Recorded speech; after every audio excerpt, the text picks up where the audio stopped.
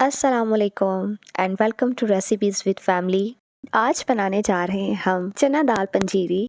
बहुत मज़े की बनती है और आप सबकी फरमाइश पर दोबारा बनने जा रही है।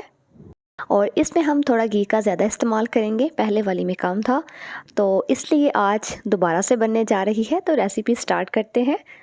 तो यहाँ पर हम सबसे पहले ले रहे हैं पिस्ता और इसके साथ ही हम ले रहे हैं बादाम। बादाम और पिस्ता हम बहुत ही ज़्यादा इसमें ऐड करने वाले हैं ताकि जो मज़ा है ना वो बहुत ही ज़्यादा आए।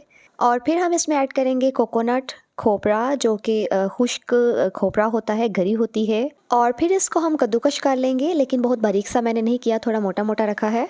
तो आपको जैसे पसंद हो, बारीक वाला हो तो बारीक कर लें, वरना ऐसे ही रहने दीजिए। और कढ़ाई में हम ऐड करेंगे देसी घी, जो कि मैंने हाफ़ कटोरी भर कर ऐड की थी, बड़ी वाली। ठीक है, लेकिन अभी हम मज़ीद ऐड करेंगे, पहले हमने इतना ही ऐड किया है। इसको मेल्ट करते हैं और चूल्हे का जो फ्लेम है वो है मीडियम। और फिर हम इसमें ऐड करेंगे चना दाल, जो कि पिसी हुई है। और अगर आपको थोड़ी सी मोटी फील हो तो आप उसको छान लें, और जो मोटी मोटी छलनी में रह जाए उसको दोबारा एक दफ़ा पीस लें। और यहाँ पर जनाब दाल ऐड हो चुकी है घी में, उसको अब हम अच्छा सा भुनेंगे। और अभी हम सिर्फ मिक्स करेंगे अच्छा सा, और देखेंगे हमने घी इसमें मज़ीद ऐड करना है और कितना ऐड करना है। और यहाँ पर दाल अच्छे से घी में मिक्स हो रही है। चना दाल पंजीरी बनने जा रही है, बहुत मज़े की बनती है। घी इसमें दोबारा मैं ऐड करूँगी 3 चम्मच भरकर, बड़े वाले, क्योंकि घी जमा हुआ है। तो यहाँ पर जमे हुए घी से ही मैं आपको बता रही हूँ, मेल्टेड नहीं बता रही कि 3 चम्मच। तो यहाँ पर इस तरह से हम ऐड करते जाएंगे, जहाँ पर लगेगा कि मज़ीद ऐड करना है तो ऐड करते जाएंगे और इसको अच्छा सा भूनते जाएंगे, उसकी भुनाई करेंगे बहुत अच्छी सी। जब इसकी खुशबू आना शुरू हो जाएगी, और फिर मैं आपको बताऊंगी कि हमने आगे प्रोसेस क्या करना है। तो यहाँ पर हम चम्मच जो है वो चलाते जा रहे हैं, मुसलसल इसमें चम्मच चलाएंगे ताकि नीचे लगे नहीं, और इक्वली इसका कलर चेंज हो, कहीं से बहुत ज़्यादा डार्क ना हो जाए। तो ये प्रोसेस जो है, आपने ये वाला process low to medium flame पे रखना है, हाई पे नहीं करना। तो यहाँ पर जनाब चम्मच चलाते जा रहे हैं। अब ये जो है एक फ्लफ़ी सी शेप में आती जा रही है, भुनाई की तरफ जा रही है। और इसको भूनते जाएंगे तो इसका जो कलर है ना वो डार्क ब्राउन होता जाएगा। और ये सारा काम आपने लो टू मीडियम फ्लेम पे रखना है, ना कि आपने हाई फ्लेम करना है कि जल्दी जल्दी से ये इसका कलर चेंज हो और ये रेडी हो जाए।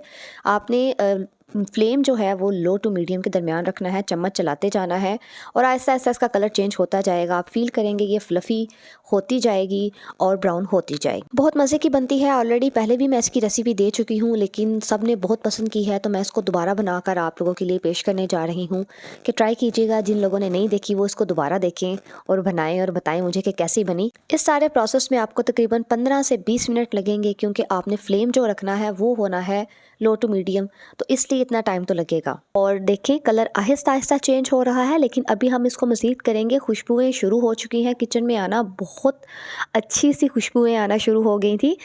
तो यहाँ पर चम्मच चलता जा रहा है और इसकी बुनाई जारी है।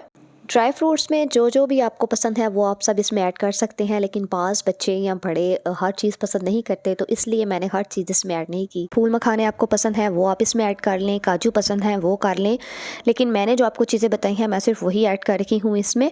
तो यहाँ पर देखा आपने कि घी ऊपर आ रहा है, तो हम उसको मिक्स करते जाएंगे, चम्मच चलाते जाएंगे, और कलर इसका काफ़ी हद तक चेंज हुआ है। बस थोड़ा सा कलर और चेंज करूँगी तो फिर हम इसमें बाकी की चीज़ें ऐड करेंगे और मिक्स कर लेंगे। शुरू से हम देखते आए हैं कि हमारी दादियाँ, नानियाँ और अम्मी ये बनाते आए हैं घरों में, और हम खाते आए हैं, और मज़ा बहुत आता है इसका। तो हमारे घर तो हर साल ही ये बहुत दफ़ा बनती है। मूंग दाल की भी बनती है और चना दाल की भी बनती है। तो आप भी जब इसको बनाएं तो इसको देसी घी में बनाइएगा, ताकि जो फ़ायदा हम लेना चाह रहे हैं तो वो फ़ायदा तो हमें मिले। एटलीस्ट देसी घी में बनाएंगे तो ही हमें इसका फ़ायदा मिलेगा। तो देसी घी हमने इसमें घर वाला ऐड किया है, जो मैंने खुद बनाया था। तो यहाँ पर भुनाई होती जा रही है, कलर काफ़ी हद तक चेंज हो चुका है, बहुत अच्छे से भुनाई इसकी दाल की हो चुकी है। घी सेपरेट हो रहा है, ऊपर आप देख रहे हैं आ रहा है। तो अब टाइम आ गया है इसमें चीनी ऐड करने का। मैं एक कटोरी भरकर चीनी इसमें ऐड कर रही हूँ। मज़ीद हम जब चीज़ें इसमें ऐड करेंगे तो ये कम होगी, दिल करेगा, अच्छा लगेगा तो मज़ीद ऐड करेंगे, वरना हमें सही लगेगी तो यही चलेगी। चीनी ऐड करने के बाद तकरीबन 2 मिनट के लिए आपने इसको अच्छा सा मिक्स करना है। फ्लेम जो है बिल्कुल लो टू लो कर लेना है, क्योंकि दाल ऑलरेडी बहुत अच्छे से भून चुकी है। अब फ्लेम जो है वो लो ही रखिएगा। और यहाँ पर चीनी ऐड हो रही है ताकि जो दाने हैं चीनी के वो अच्छे से इसमें मिक्स हो जाएं। और बहुत मोटी चीनी होगी तो उसको पीस लीजिएगा, दरदरी सी कर लीजिएगा। और यहाँ पर पिस्ता ऐड कर रही हूँ, बादाम ऐड कर रही हूँ। अब वो ऐड करके इसको अच्छा सा मिक्स कर लेंगे। ये देखिए बिल्कुल इस तरह से बादाम और पिस्ता भी मैंने दरदरे से किए हैं, बिल्कुल बारीक नहीं किए, ताकि फ्लेवर अच्छा सा फील हो उनका। तो यहाँ पर पिस्ता और बादाम ऐड होके तो ये मिक्स हो रहे हैं। और अब हम इसमें ऐड करेंगे कोकोनट लास्ट पे।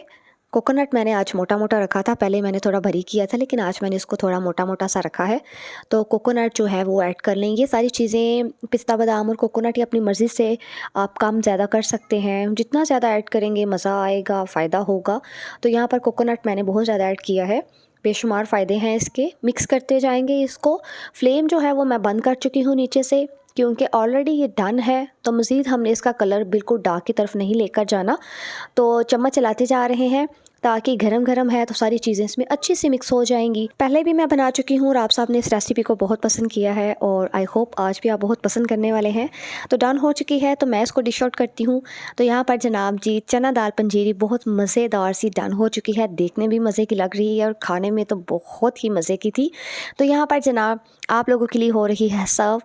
आई होप बहुत अच्छी लग रही होगी देखने में, और रेसिपी भी पसंद आई होगी।